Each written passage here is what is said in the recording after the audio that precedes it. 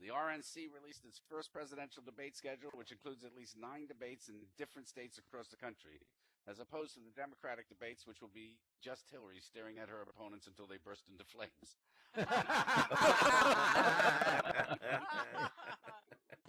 Tamara's coming up in about just over around 10 minutes. Let's get CatBoy up. All right. CatBoy, ready to get him up? Yay!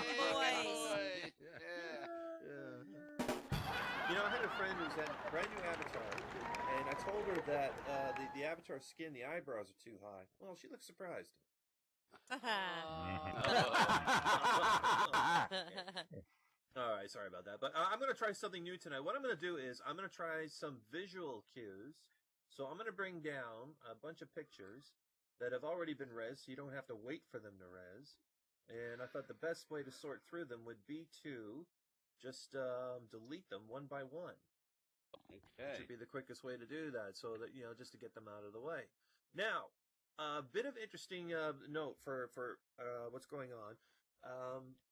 Today, the movie Star Wars is as old to kids today as Gone with the Wind was to me when I saw Star Wars when I was a kid.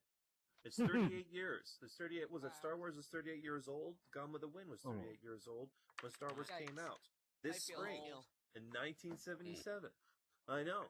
And, of course, Star Wars is still being made right now. There's so many sequels. J.J. Abrams is making another Star Wars. But back in 1977, the only thing they were considering doing with Gone with the Wind, and I swear to God, I'm not making this up, they were going to make a musical of Gone with the Wind starring Burt Reynolds and Sally Field. Really? Yes. That is a real thing. I swear to goodness, they were going to do that. It's too bad they didn't make it because it would have been a real hot mess. And also, Burt Reynolds could say, "I made one thing that was at least one thing that was worse than Best Little Whorehouse in Texas." Check this out. Now I want to give somebody credit for making something like this. If you wanted to make a vehicle this ugly, at least you picked a Hummer to do it to. You know, if you did something like that to a Corvette, everybody's saying, "Why would you do that?" But to a Hummer, nobody cares. Go ahead, I blew it out. By the way, I spent my earlier part of the day today in an alternate universe. Look, Heinz mustard, French's ketchup. Seriously, that is an alternate universe. That is an alternate universe. Yes. Earlier on Twitter, they had a trend going that was called fake 1980s facts. And what I did was I'd make some visual cues of them. Some of them are mine, some of them I picked up from Twitter. So we're going to start with this one right here.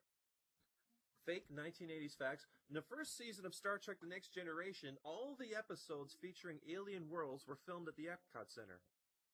And this one, in the sequel to this movie, War Games, those two got married and they gave birth to Edward Snowden.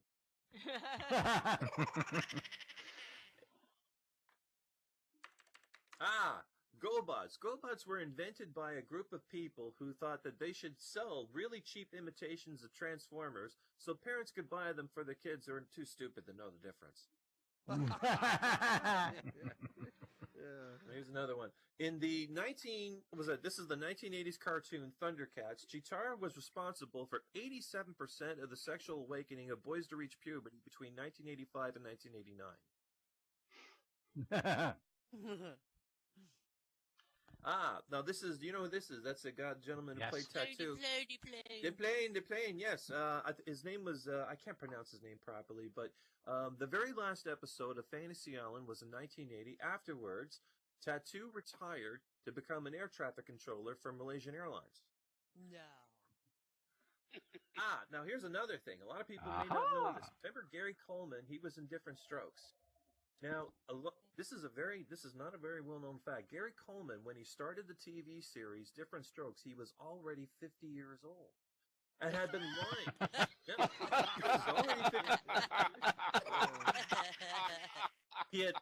He had been lying about his age since he starred in The Wizard of Oz back in 1939. If you want proof, there's a picture of him standing right next to the Tin Man.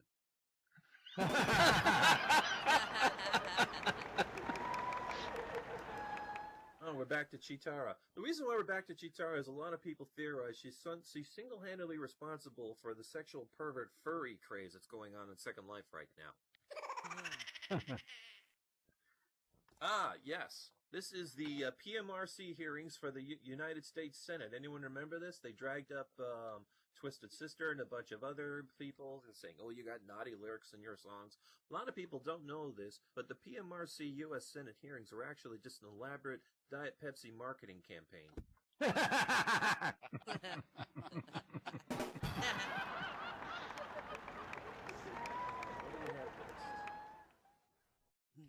Come on, delete. Nothing. Nothing. There we go.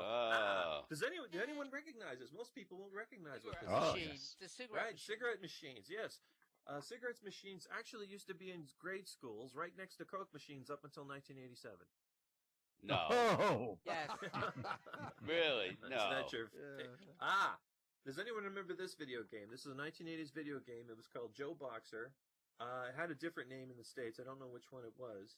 But this was actually the video game's very first attempt to have every single racial stereotyping in one game. This was the first attempt for that. And the last one. Ronald Reagan's acting career did not pan out, so he went for Plan B.